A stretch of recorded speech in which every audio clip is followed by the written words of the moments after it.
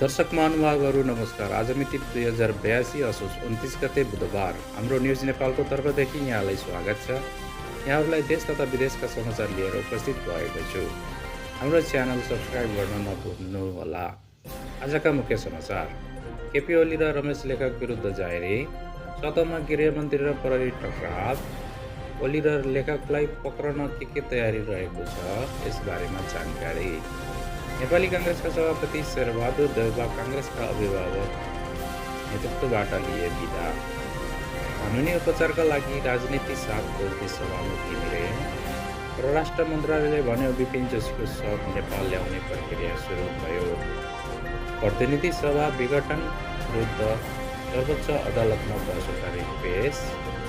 अलमलमा JNG चुनाव नजिकै खै दल भन्ने ठुलो प्रश्न। सुदन गुरुङको प्रश्न, विद्यार्थी र युवामाथि गोली बर्साउँदा कहाँ थिए विद्यार्थी र युवा सङ्घ? गृहमन्त्री अर्याल माथि नेकपा एमालेका नेता बस्नेतको आरोप। हस्त नमस्कार। हजुरलाई यो समाचार कस्तो लाग्यो कृपया कमेन्ट गरिदिनुहोला। धन्यवाद। नमस्कार। जय देश।